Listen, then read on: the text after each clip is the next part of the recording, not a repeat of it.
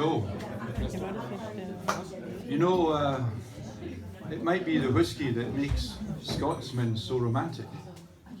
But we are very romantic in Scotland, you know. It's true.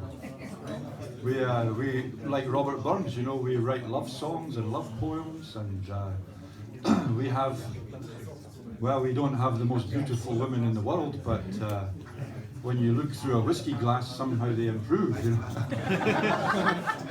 Oh, nice.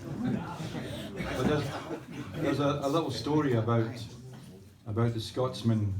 I think he was from Glasgow. I'm pretty sure he was from Glasgow, because they are not the same. You know, Scottish men, generally speaking, are very romantic. Why do you think we wear a kilt? To be ready. But in Glasgow, well, I think the reason is they drink the wrong whiskey. You know, they drink blended whiskey, cheap blended whiskey. It doesn't do anything for you, really. And there's a story about the Glasgow man who went on holiday.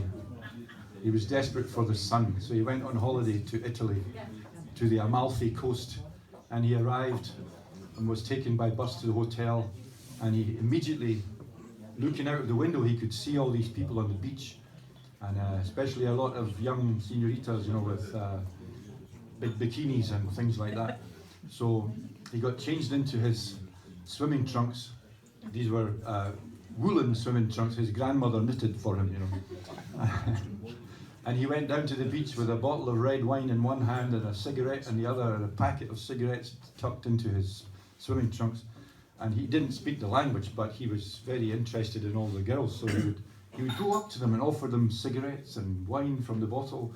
But every time he came near them, he found that they would go away. He didn't understand. So he saw this guy that he recognized from the hotel, Luigi. And he went, Luigi was typical young Italian guy, you know, bronzed colour, dark, you know, slick, wavy hair, Speedos, six-pack, everything. And he was surrounded by the young ladies. So the guy from Glasgow went to Luigi and he said, Luigi, can you give me some advice, because I'm not doing very well with the women, you know? And Luigi said, yeah, okay, come over here. So he whispered to him, he said, don't drink too much red wine. He said, don't be in the sun too long, because you don't have the skin for it. And he said, here's a special secret. The Italian guys, when they go to the beach and they want to look good, he said, sometimes they put a potato down the swimming trunks. What? The guy from Glasgow said, you're pulling my leg. No, it's true, he says. Oh, maybe I'll try that. So the next day, he's down on the beach again, with the red wine, the red hair, the red skin, the red trunks. But he has a potato down the swimming trunks. So now he's going to the young ladies with a bit of a swagger and offering them the wine and the cigarettes. And still, they walk away. So there's Luigi again.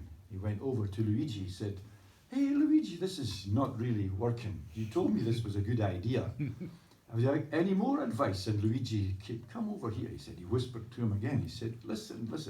He said, normally the Italian guys, they put the potato down the front of the swimming trunk.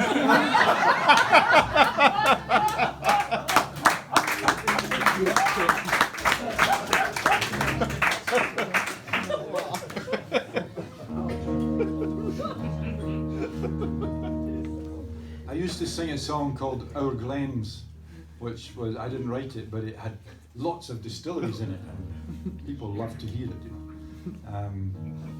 But then I thought, I can do better than this. So I was researching one of my books, The Whisky River, which is about the distilleries of Speyside.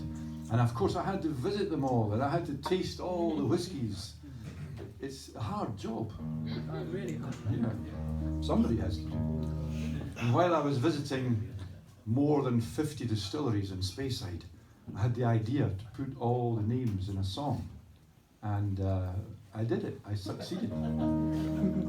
Should be in the Guinness Book of Records, really. Long song. But when I recorded it, I left out maybe three of the distilleries because the rhymes were a little bit naughty. Well, there was 3 or 4 actually. Well, there was 3, but then they built Rose Isle, so I had to make another one. But if you can identify the missing distilleries, I'll tell you what the naughty rhymes were. I'm saying this because, not because we're drinking Speyside whiskies, because Mark asked me to. By Ben Romach and Balminach and Ben Riach I will go, for the whiskey river is calling me away. By Tormore and Tamnavulin, by Altmore and Tomintoul, for a spiritual sprockle by the Spey. By Macallan and Glendullan and Glenallachie we'll go, distilleries unfolding by the score. By Kininvie and Craigellachie, Mortlach and Dothrusk, Pittyveich and Milton Duff and Manachmore. There's a wee dram waiting at the end of every mile, fae Dufftown all the way to Dallas Dhu. And a wee sensation that'll surely make you smile at Knockandow, Capordonich and Cardew. From Glenrothes to Glentockers, from Glenfarclas to Glenspey, from Glenmurray to Glenelgin and Glengrant, from Glenfiddich to Glenlossie, from Glenlivet to Glenkeith, I'm a whisky sipping Speyside sycophant. There's Brayval and there's Benrinnes, Linkwood and Cragganmore, then there's Speyburn and Strathyla and Strathmill. There's Inchgower, Aberlour, Longmorn and Tamdhu, and the only problem's picking up the bill. And the Spey runs sweetly from the mountains to the sea, through scenery so stunning and sublime. And there's angels everywhere, soaking up their share, aye, and that's okay as long as I get mine. For the heat or for the body, taken neat or in a toddy, as a medicine it can't be surpassed.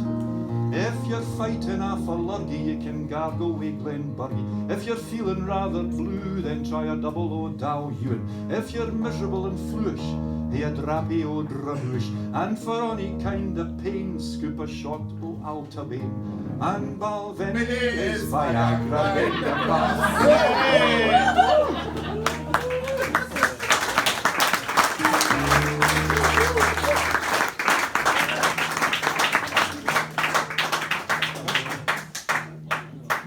So, did you identify any of the missing distilleries? But I identified my favorite song. I think you like it because of the last line. Well, maybe. But then I see all these people with cynical, disbelieving faces. You know, they say, "What? Viagra in a glass? Come on, no way." Well, it depends on the whiskey. I will tell you, I've done a lot of research into whiskey as Viagra. And if you're like the guys in Glasgow and you drink cheap blended whiskey, forget it. It has the opposite effect. It's, you know, in England they have brewer's droop. In Scotland it's distiller's dangle, and that's not a happy thing to suffer from. But if you get the right whiskey, and in my opinion, it's any reasonably old whiskey at natural strength from sherry cask. Doesn't matter which part of Scotland it's from, it's the cask. Maybe it's the rhythms and the passion of the flamenco dancers, or drumming the wooden floorboards with their heels, or swirling their dresses and their fans, or maybe it's the Spanish fly, I don't know. But this is what works. The only problem is that sometimes it tastes so good that you might have slightly more than you actually need.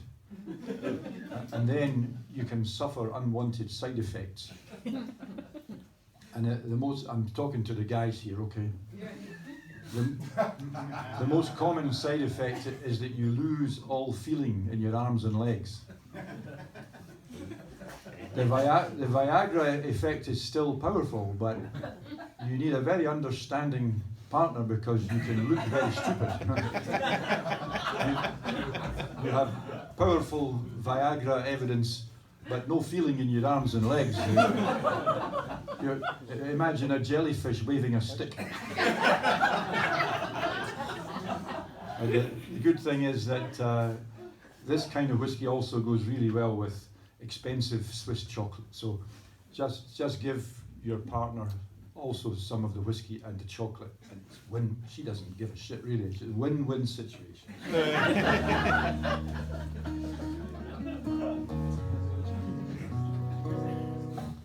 My second last whiskey CD was Whiskey for Breakfast, and then the last one was Whiskey and Death. It's a natural progression. So I'm going to sing the title song.